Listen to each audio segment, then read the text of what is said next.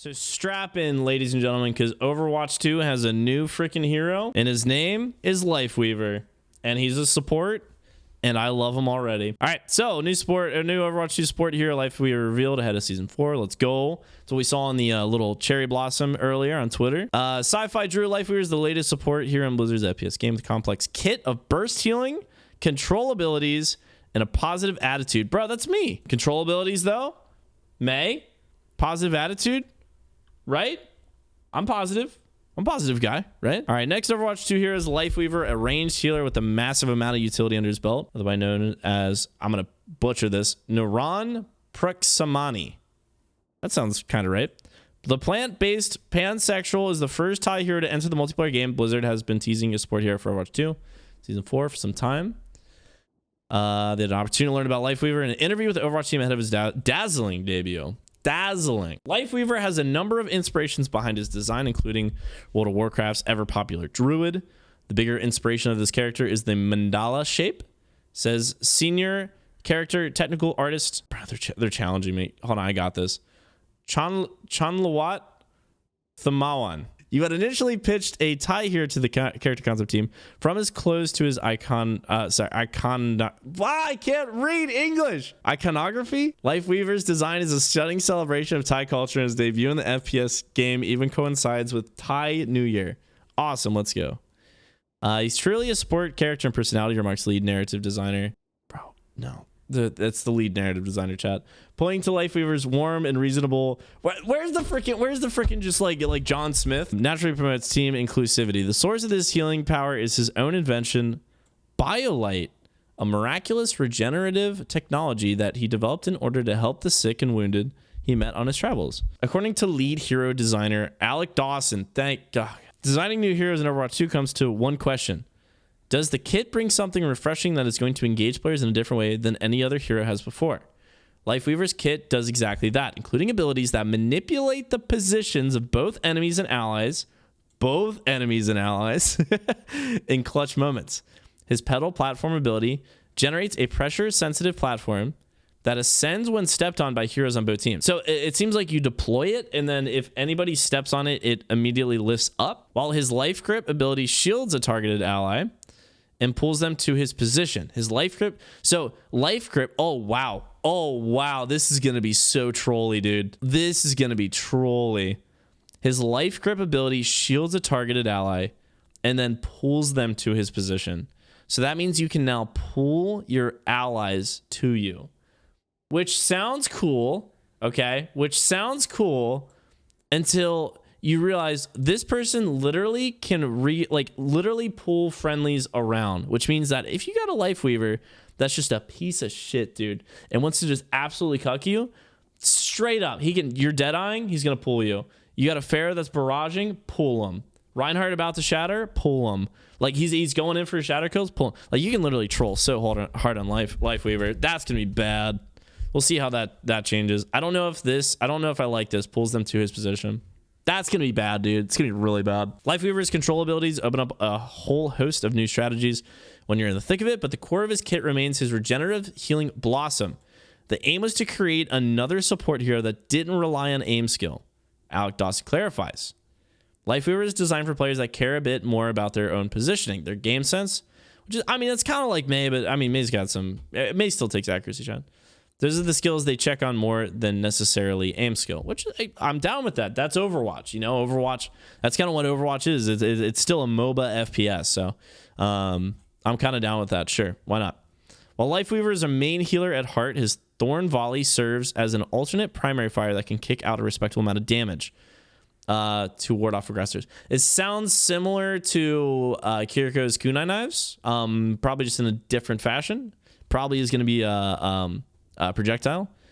His Rejuvenating Dash also provides a small burst of passive healing to keep you alive while falling back or repositioning. So maybe kind of like Baptiste's his refresh or whatever you want to call it, his burst healing. We want our supports to be able to fight back a little, which I'm down with that. I'm honestly down with that. That's great. I think that's healthy for the game. Pointing to Overwatch 2 changes made to legacy support heroes to account for the sequel's fast-paced and 5v5 team structure. We've also seen this sentiment reflected in Overwatch 2's first support hero, Kiriko, whose own kit promotes survivability alongside dedicated healing. Which, again, I'm going to say it, chat. I still love the design of Kiriko. She's just too good. I think if you took everything out and just made and reworked Suzu in a way that's not just so annoying, Kiriko would be one of the most healthy healers in this game. I think she'd be great. As for Lifeweaver's passive ability, Parting Gift triggers upon death and causes him to drop a healing item. So this is like, it's like Junkrat's martyrdom, where he drops the grenades, but this is healing. So if he dies, Parting Gift, he drops healing items, but it can be picked up by heroes on both teams. So Lifeweaver is very supportive, very caring, lifts everybody up. Lol, got it. But up, cha. Dawson says with a smile, sometimes even your enemies get a little benefit there too. Thankfully, this doesn't extend to his ultimate, Tree of Life. Yo, we going to Animal Kingdom, chat? Which heals allies within its perimeter, for as long as it remains active, and can be placed anywhere on the map to disrupt sightlines and block choke points. So you can drop it. It really is like a tree that blocks stuff and heals people that are inside of it. That could be kind of cool. I think that would be really cool. That's gonna be really good for a team that you can if you can deploy it from a distance too. It's gonna be sick. You might be able to throw that into an enemy team and then play rush up into it. Like literally use it to make room for your team. So like you put it ahead of your team, like right up in the enemy's face, blocks LOS. You rush up to it with rush comp and you fight around that for like crucial points. I can see that being used really well. So we'll see. That could be very trolly for teams.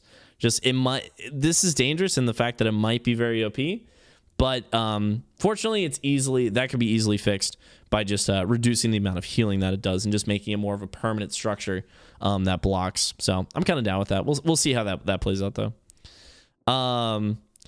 Complexity of Lifeweaver's kit means there's a learning curve when it comes to taking full advantage of its use, like maintaining Healing Blossoms charge during downtime or jumping at the apex of Petal Platform's ascent to reach new heights.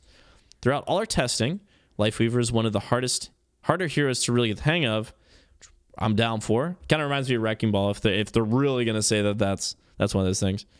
Confirm that Lifeweaver's skill floor remains accessible to beginners. I will say Lifeweaver is actually very approachable.